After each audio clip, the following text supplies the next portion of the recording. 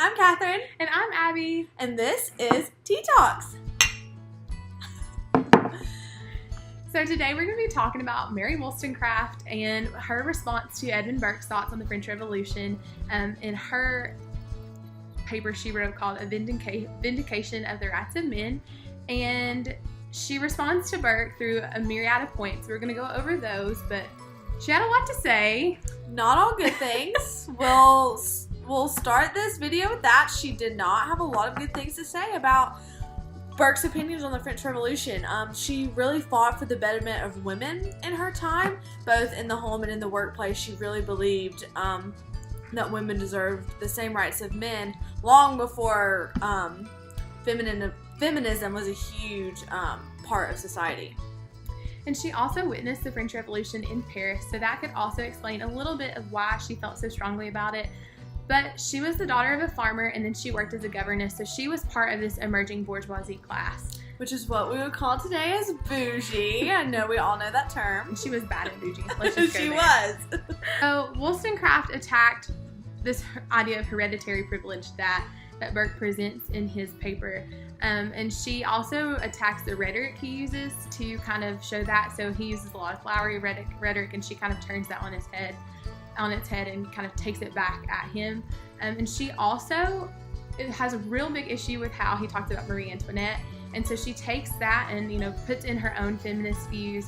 And then she uses a lot of gendered language as well. Yeah, and going off of that, she really indicts Burke for trying to find this equal society through the passivity of women.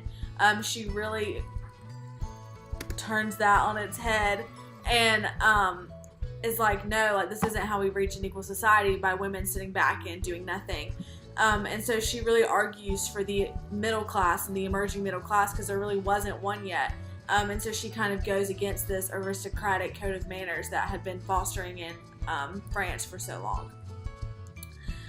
So we kind of have two big main points that she really went into with her essay, Vindicating the Rights of Men, that Burke wrote. So we're going to start off with a couple quotes relating to the hierarchy that she presents and is kind of attacking.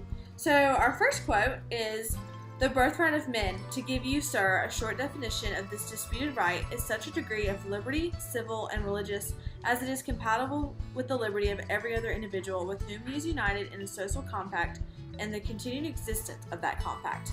It's on the first little page here. So basically what she's saying is she's opposing this hierarchy that Burke is defending so hard.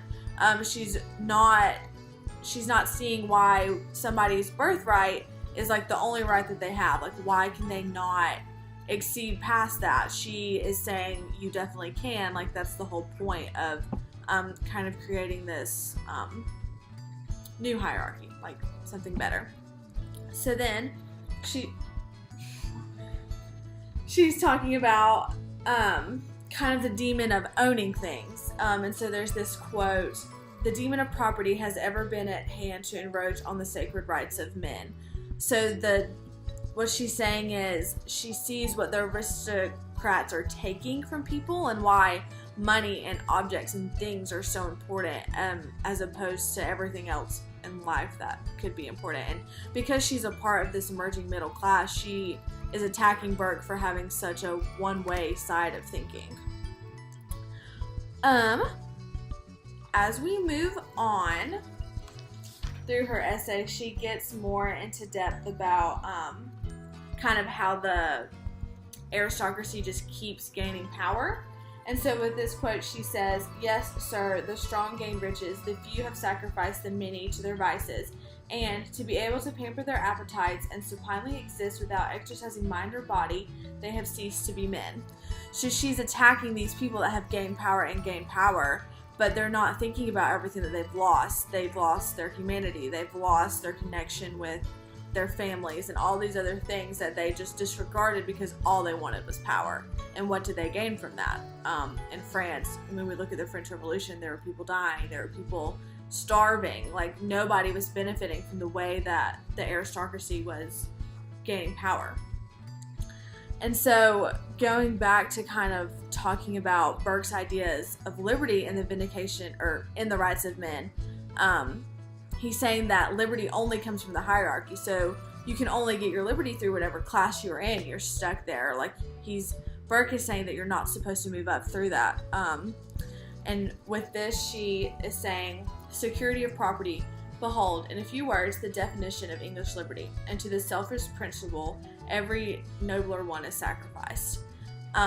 So she's criticizing what he thinks liberty means. And so she goes back to the individualism and how England or France has lost their citizen in trying to keep everybody in one class.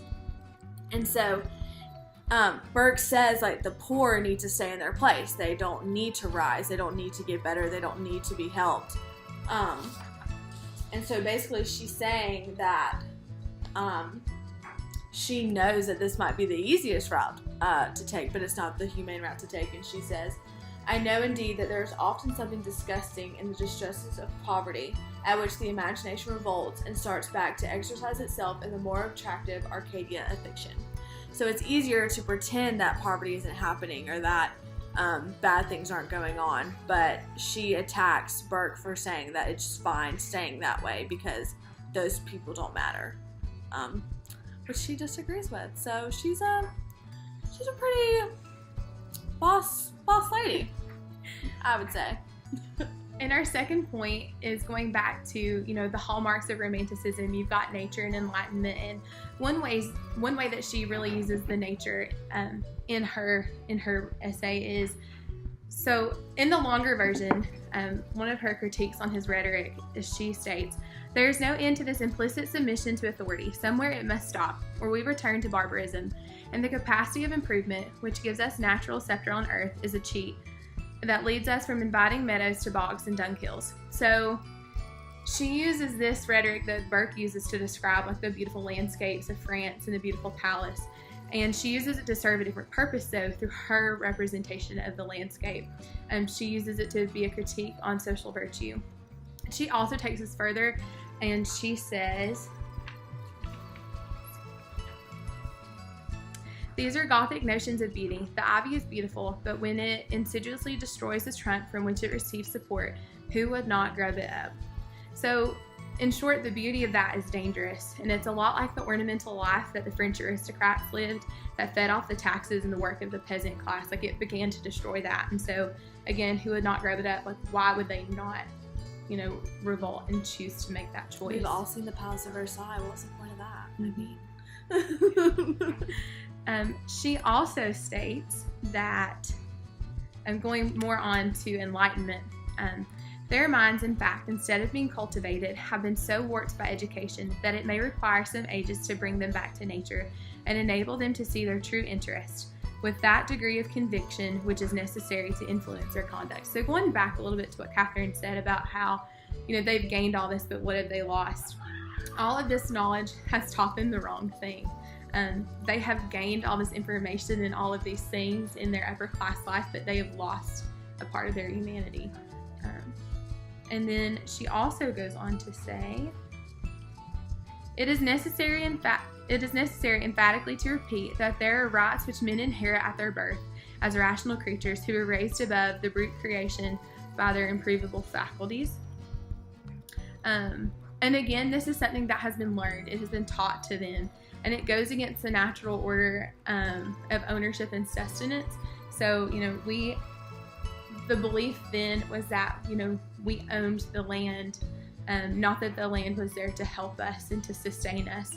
And so they have, begun to own, as they own the land, they go back to, losing their humanity and their place in, the natural order. And then she says, the rich man builds a house. Art and taste give it the highest finish. His gardens are planted, and the trees grow to recreate the fancy of the planter, though the temperature of the climate may rather force him to avoid the dangerous damps they exhale than seek the umbrageous retreat. Everything on the estate is cherished but man. So even going further from that, not only do they own it, but they take over it, and they put things in it that aren't natural, and they ornament it, but they don't take care of the man, and it shows the idea of the democracy of the individual and the value within society. And then she takes in this section, she presents kind of this utopian society where people are sustained in the land, and to show that, she says that, you know, everything is put on there as objects for the eye. The heart was allowed to beat true to nature. Decent farms would be scattered over the estate and plenty smile around. So all of this could be fixed if we would go back to this way of life, this, you know, romantic ideal of living, you know, from nature and taking not just like pleasure from it, but taking virtue and life from it as well. And so basically, why should you care? Why do we care? Why are we even talking about this? Because I totally agree with Mary. I think she's hit the nail on the head with what we should be doing. But why do we care? Why do you think that we care about this kind of stuff? I think now, as we live in a neoliberalistic society, and we have the middle class, and, you know, you see through our own taxes and our own government that a lot of those values that she sees being forced out in the peasant class can be seen being enacted here in the United States today.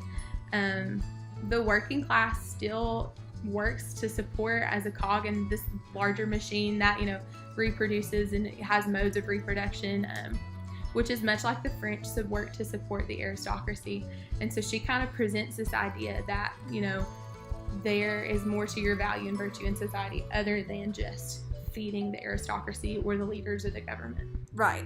And we live in a society that is dominated by knowledge and it being constantly at our fingertips, and it informs our opinion, and we get to know all these things. I mean, we see the impact that social media has in our day-to-day life. And Wollstonecraft suggests, well, at what cost do we gain that knowledge and gain all of these influences that are happening in our society? And that's been tea time. We really hope that you have enjoyed learning about Mary Wollstonecraft as much as we have, and seeing what she has to say and really learning about how we can apply that in our 21st century life. Yeah. Cheers!